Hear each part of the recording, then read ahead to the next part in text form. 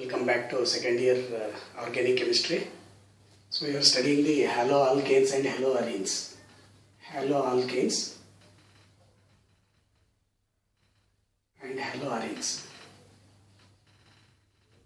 In this one, in the previous videos, we have seen the methods of preparation as well as some properties. Among the most important properties of the haloalkanes, the reactions are SN reactions,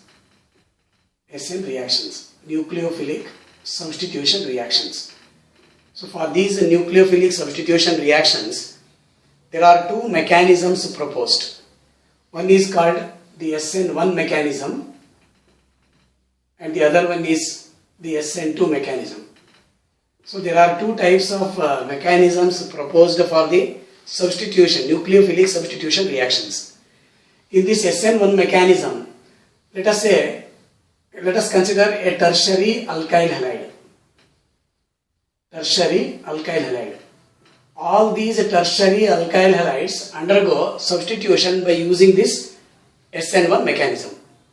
Let me take for example, if you take this CH3, C, CH3, CH3 and X, where X may be any halogen like chlorine, bromine or iodine. When this is treated with a nucleophile, which actually carries a pair of electron or negative charge, for example OH minus like this, OH minus or NH2 minus, etc. So any such nucleophile will attack this one to give rise to this CH3, CCH3, CH3, X. X is replaced by this OH group. Or let me write in general this NU, a nucleophile. So this reaction of a nucleophilic substitution reaction of a tertiary alkyl halide involves two steps. The first step is formation of a carbocation. Formation of a carbocation.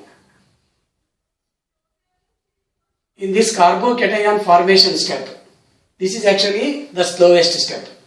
When you consider this tertiary alkyl halide, CH3 thrice C, X, this will undergo ionization by removing this or losing this X minus. Then it will give rise to a carbocation. This carbocation, as we have studied in the first year, is actually the carbon atom carrying the positive charge is sp2 hybridized. Since this is sp2 hybridized, it is a planar structure. This is planar structure. Tertiary butyl carbocation. This tertiary butyl carbocation. This tertiary butyl carbocation is a planar in nature. And this step is found to be the slowest step. And hence this slowest step is named as the RDS, meaning rate determining step. Rate determining step. RDS stands for rate determining step. In the mechanism, whichever the step that is the slowest step, that is actually on that the rate depends. Okay, this is the rate determining step.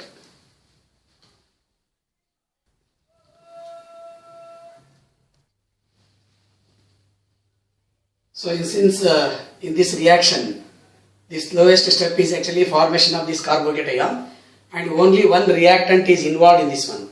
That's why the rate will depend only on the concentration of the alkyl halide.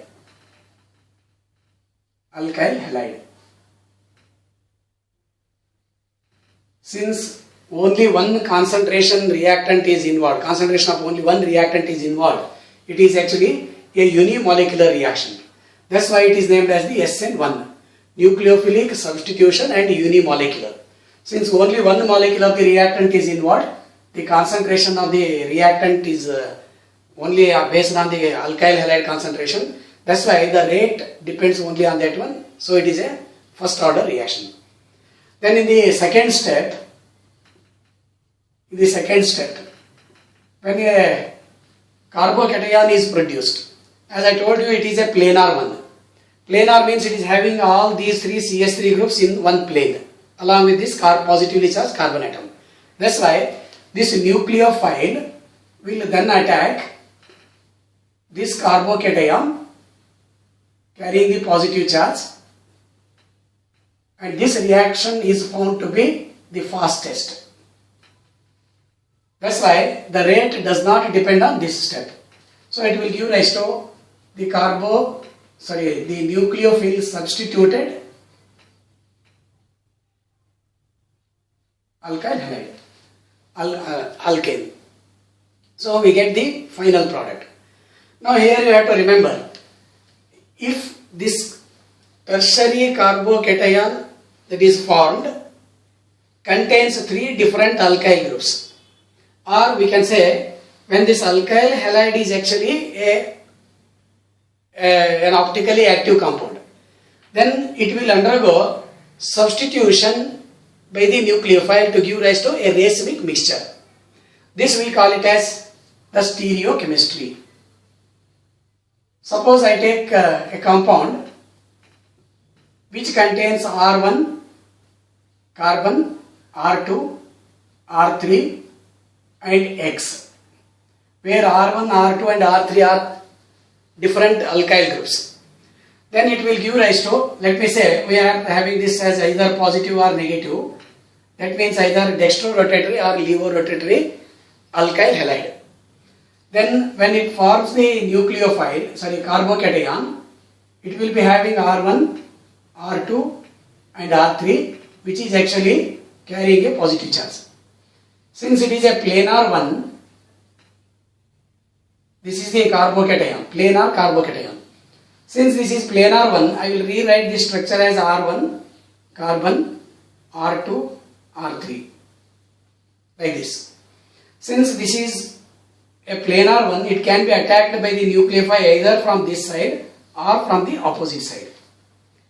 When it is attacked by this side which is containing the halosine, on the same side where halosine is present, it will give rise to same isomer.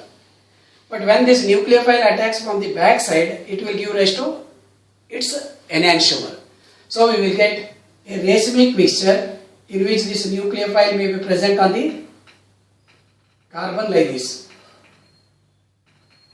or it can give rise to the new R1, C, R2, R3 and nucleophile. So this gives rise to a racemic mixture. Racemic mixture. This is actually 50% inversion in the configuration. If you start from the dextro, it will give rise to racemic mixture. If you start from the levo, then also it gives rise to racemic mixture, because only 50% of the optically active compound is converted into its enantiomer. So if it is a dextro, 50% is converted to levo. So that we get a mixture of 50-50 dextro and levo, that is racemic mixture. Similarly, when we have this levo isomer, it again gets converted into the dextro isomer only to 50%. So always in case of this SN1 mechanism, the product obtained is always a racemic mixture. There is one more information in case of this SN1 mechanism. If this alkyl halide is containing the halogen atom to a primary or a secondary carbon atom. Say for example, we are having this CH3, C, CH2, CH3, then we are having CH2, CH2, CH3, and we have CH2, X. This will give rise to a carbocation by SN1 mechanism. CH3C, CH2CH3, then CH2 plus, then CH2CH2CH3. This is actually a primary carbocation which is least stable. But when it is produced, there is a chance of rearrangement reaction to give rise to a final product which is different from the expected one. So if it is reacted with a nucleophile, then it is giving rise to CH3, C, CH2, CH3, then nucleophile, CH2, CH2, CH3. This is expected, but this is produced only to minor extent. A small amount of this one is produced. But when this is undergoing a methyl shift, 1,2 methyl shift, this is rearrangement. 1,2 methyl shift. That means CH3 group shifts from this place to this place, from 1 to 2 position. This is first carbon, this is second carbon. So from this first to second, it is actually methyl group undergoes shifting. Then it gives rise to CH2, CH3. Then C, we are having a positive charge, CH2, CH3. Then we have CH2, CH2, CH3. This is an unexpected carbocation, but still it is a tertiary carbocation. That's why it is highly stable. Then it will undergo reaction with the nucleophile, giving rise to CH2, CH3. This one. Then we are having C, which contains a nucleophile, CH2, CH3. Then the propyl group, CH2, CH2, CH3. That is, if you start from a 1, 2, 3, this alkyl halide, then it will give rise to a tertiary product. This actually is called as the rearrangement reaction. Rearrangement reaction. Since this rearrangement is possible from primary to tertiary alkyl halide carbocation to give rise to a stable one, there is a different product than the expected. This is unexpected product. Unexpected product. But it is a major amount that is produced. There are some compounds in which this type of products are the major products that are produced during the reactions. So this is all about the SN1 mechanism. SN2 mechanism we will study in the next video. But one point you remember, all tertiary alkyl halides, they preferentially undergo SN1 mechanism. SN1 mechanism. This is an important point that we have to remember. So let us continue in the second video, next video.